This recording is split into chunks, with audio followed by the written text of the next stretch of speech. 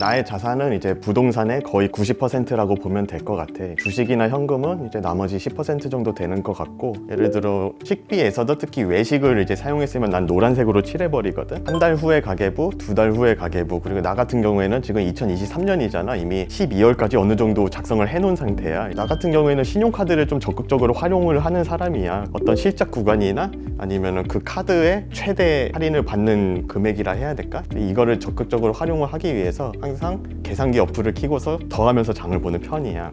안녕, 나는 1년 내내 도시락 싸고 다니면서 절약하는 썬데렐라라고 해.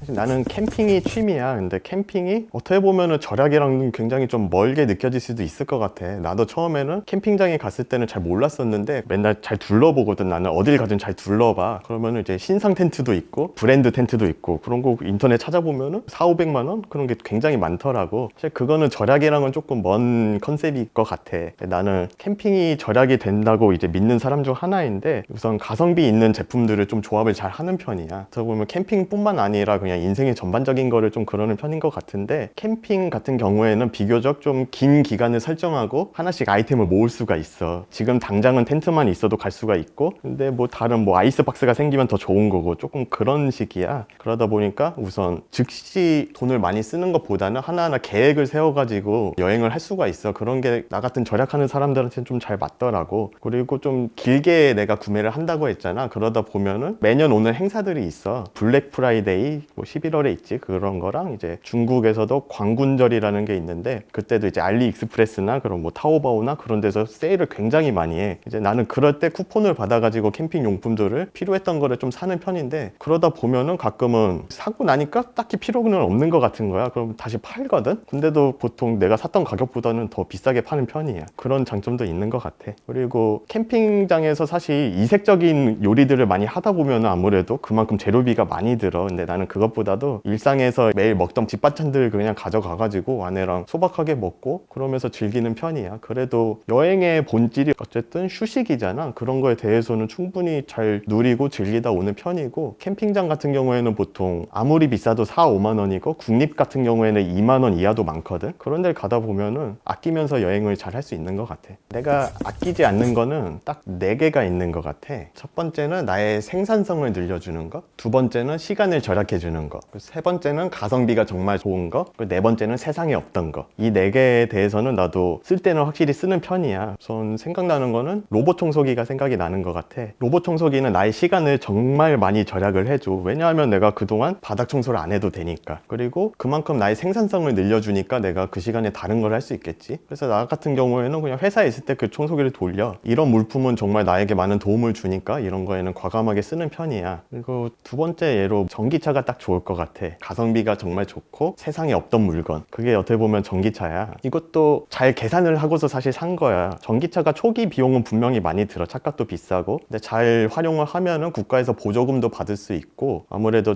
초창기만큼 많은 혜택들이 있어. 하이패스도 50%고 공영 주차장도 50%고, 신용카드 좋아한다고 했잖아. 신용카드 회사마다 거의 하나씩은 50% 할인해주는 카드들이 많아. 그러니까 충전료지, 전기 충전료 50% 그런 카드가 많아. 그러다 보니까 나 같은 경우에는 초기에 이제 1만 킬로 탔을 때 총 비용 계산해보니까 10만 원도 안 들었더라고. 이런 거는 정말 전기차가 아니면은 할 수 없는 것 같아. 나 같은 경우에는 짠테크가 사실 일상에 있는 사람이기 때문에 그 전에는 가성비의 끝판왕이라고 할 수 있는 수동 경차를 몰았었어. 수동이 연비가 정말 좋은데 경차라서 경차사랑 카드도 있고 그런 혜택이 참 많았었지. 그때도 나름 알차게 잘 활용하고 있구나 생각했었는데, 지금 와서 보면은 전기차랑 사실 비교가 안 되는 것 같아. 그만큼 잘 이용하면은 그런 게 좋을 것 같더라고. 그리고 전기차가 내가 2020년에 샀거든. 그때가 어떻게 보면은 딱 구매하기 좋은 시기라고 나는 확신을 했었어. 보조금도 그 당시에는 충분히 있었고, 차값이 지금은 마치 시가처럼 많이 비싸졌지만 그때는 그렇게 비싸지가 않았어. 전기차도 당시에 다양한 브랜드가 좀 있었어. 현대기아도 있고 쉐보레에서 볼트라는 모델도 있었고, 처음엔 그 볼트라는 모델을 봤었는데 그거나 테슬라나 금액 차이가 그렇게 크지 않은 거야. 그래서 나는 테슬라를 구매를 하게 됐었고, 보조금이랑 세금이랑 뭐 다 해가지고 취등록세도 많이 절약이 돼. 전기차에 대한 혜택들이 많기 때문에 번호판 같은 것도 셀프로 이제 가서 받아오고, 그러면서 각종 부대 수수료 같은 거 좀 많이 아껴가지고 5천만 원 좀 안 되게 4천만 원 후반대에 그 차를 구매를 했었거든. 어떻게 보면 성격상 그런 거 같은데, 이때도 엑셀로 미리 10년 운영했을 때 가격 그런 거를 스스로 좀 만들었었어. 그래서 수동 경차를 10년 동안 유지했을 때, 일반 내연차를 10년 동안 유지했을 때, 전기차를 10년 동안 유지했을 때, 그걸 하다 보니까 뭐를 해도 10년 이상 이 차를 계속해서 유지한다면은 전기차가 압도적으로 절약을 많이 하게 되더라고. 차값 구매 비용 그런 거 오래 끌수록 무조건 전기차가 유리했었어. 그래서 나는 이거에는 돈을 아끼면 안 되겠다 해가지고 구매를 했었고, 정말 만족하면서 더 좋은 라이프를 우리가 즐기면서 사는 라이프를 하게 되는 것 같아. 절약을 하는 목표 자체가 조금 더 나아가려고 하는 거잖아. 그런데 이제 절약하는 그 금액 자체는 우리의 근로소득이라는 거에만 조금 한정이 되게 돼. 그러다 보니까 나는 어떻게 하면은 이 근로소득 말고 이제 그 외 부가 창출을 할 수 있을까? 그런 거를 늘 고민하면서 많은 자료도 찾아보고 그러는 편이야. 회사 바로 옆에 대형 서적이 하나가 있거든. 거기 가서 이제 각종 재테크나 어떤 트렌드 같은 거 조금 분석하면서 책도 많이 보는 편이고, 미래의 먹거리는 뭐가 있을까 그런 거를 좀 찾아가는 편이야.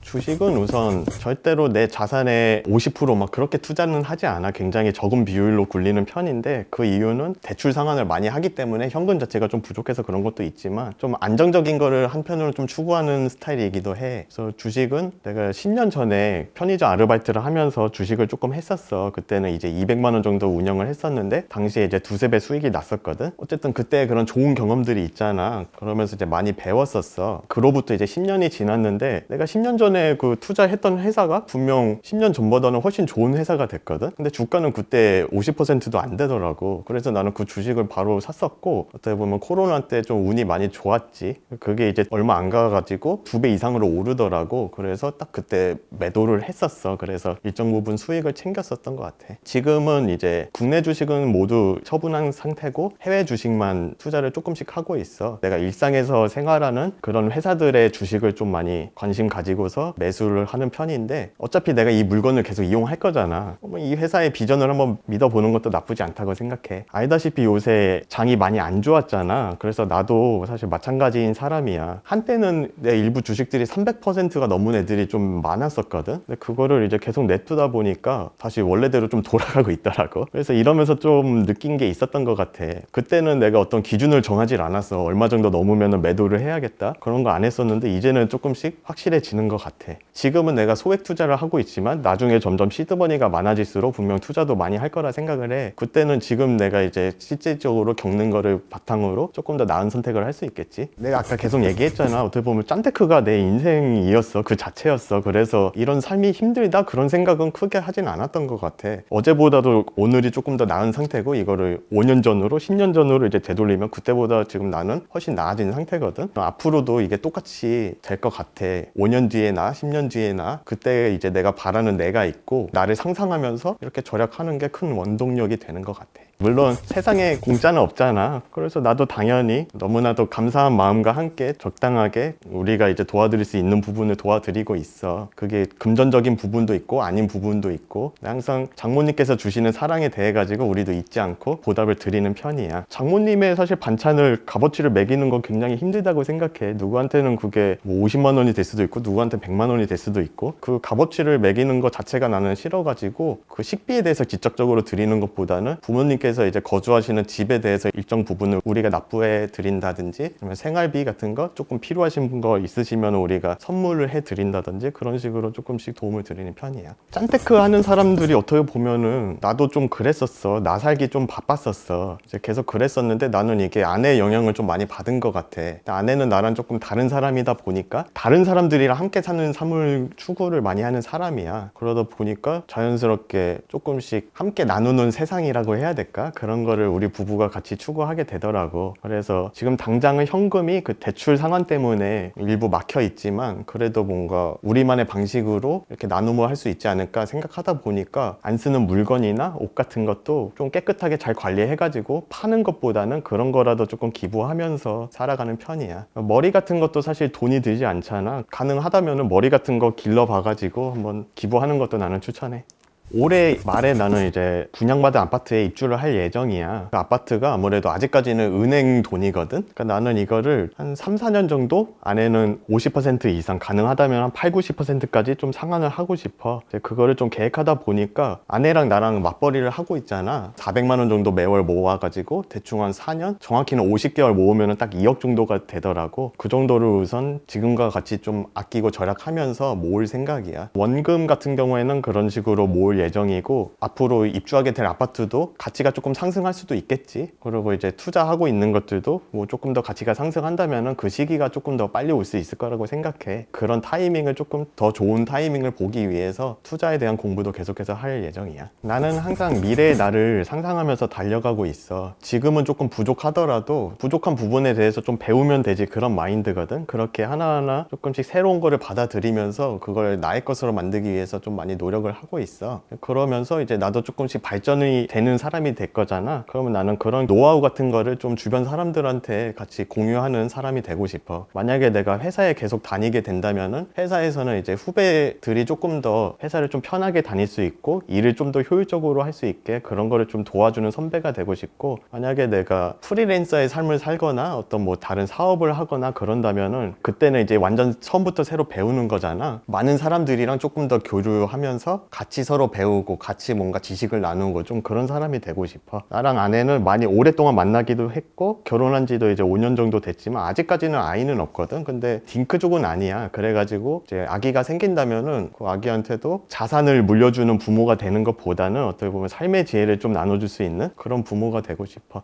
절약을 하지 않고 현재의 삶을 더 즐기면서 사는 것도 좋다고는 생각해. 근데 확실한 거는 한 걸음 더 나아가려면은 절약을 해야지 나아갈 수 있다고 생각해. 투자도 실패를 하든 성공을 하든 한 번씩 꼭 해봐야 된다고 생각해. 그래야지 이제 경제가 어떻게 흘러가는지 좀 직접 눈으로 보이게 되고 좀 더 넓은 시야를 가지게 되거든. 그러면서 많은 것을 얻게 되는 것 같아. 사실 아직까지는 뭐 뚜렷한 자산이 있는 건 아니지만 나는 되게 행복한 사람이야. 예전보다 분명히 나아졌고 아내랑 결혼도 했고 생활하는데 필수품들은 다 이제 구비를 한 상태니까 굉장히 행복하거든. 근데 부자가 되면은 더 행복할 것 같아. 내가 이제 부자가 되면은 뭘 할지 그런 거를 가끔 상상을 많이 하거든. 그러면은 확실히 더 재밌을 것 같아. 부자가 되면은 우선 부자라는 것 자체가 좀 여유가 이제 생긴 거잖아. 여유가 생긴 만큼 나도 더 여유로운 사람이 될 것 같아. 나는 그런 삶이 나도 한 번쯤 가져봤으면 좋겠다 생각하고 있고, 그때는 조금 더 세상 모든 사람들이랑 함께 좀 나눔도 하면서 그러면서 살 수 있지 않을까 그런 생각을 해. 세상에는 생각보다 돈을 벌 수 있는 방법이 참 많은 것 같아.